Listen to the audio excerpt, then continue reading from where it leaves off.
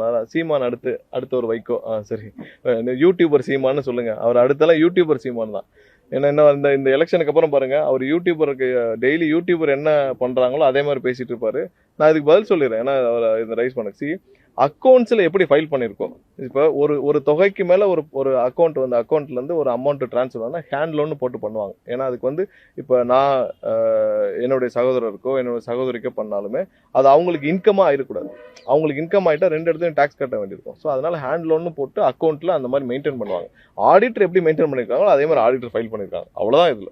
So account transfer இப்போ நானே இருந்தாலும் நான் என்னுடைய அப்பாவுக்கு கொடுக்குறேன்னா அது ஒரு வேற ஃபேமிலியா தான் அக்கௌண்ட் லெஜர்ல டீல் ஆகும். இப்போ நான் என்னுடைய அப்பாவுக்கு அனுப்புறேன்னா அது வந்து அக்கௌண்ட் லெஜர்ல இது வேற ஃபேமிலி இது வேற ஃபேமிலி. ஸோ இங்கிருந்து அங்கே அனுப்புறப்போ அங்கே ஒரு அவங்களுடைய பேன் கார்டில் அது என்ட்ரி ஆகும். உங்களுடைய பேன் கார்டில் நீங்கள் அனுப்புறீங்க, அந்த பேன் கார்டில் என்ட்ரி ஆகும். அந்த பேன் கார்டில் என்ட்ரி அப்போ அந்த அக்கௌண்ட் ட்ரான்ஸ்ஃபர் அப்போ அதை ஹேண்ட் லோன்னு போடுவாங்க.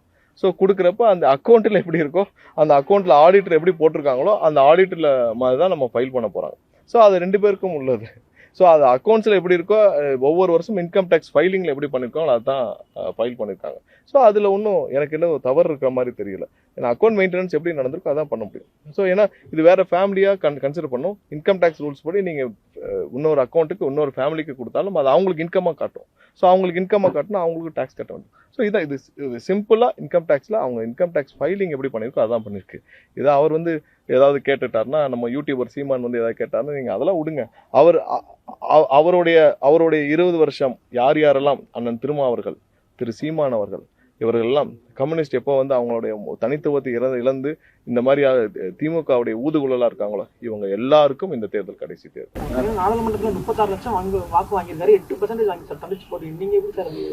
இல்ல ஒவ்வொரு காலத்திலையும் பாருங்க அந்த சூழ்நிலை மாறும். அன்னைக்கு வந்து தாவேக்கன்ற கட்சி இல்லை, அப்பதான் துவங்கப்பட்டது. எங்களை புகழ்ந்தே தான் அந்த டைம்ல அவருக்கான பெயரை பெற்றுட்டு இருந்தார். அவருடைய எங்களை புகழ்ந்துதான் அவர் பேர் வாங்கிட்டே இருந்தார்.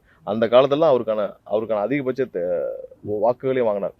இந்த தேர்தலில் அவருடைய வாக்குகளை மட்டும் நீங்க பார்த்து விட்டு பேசுங்க.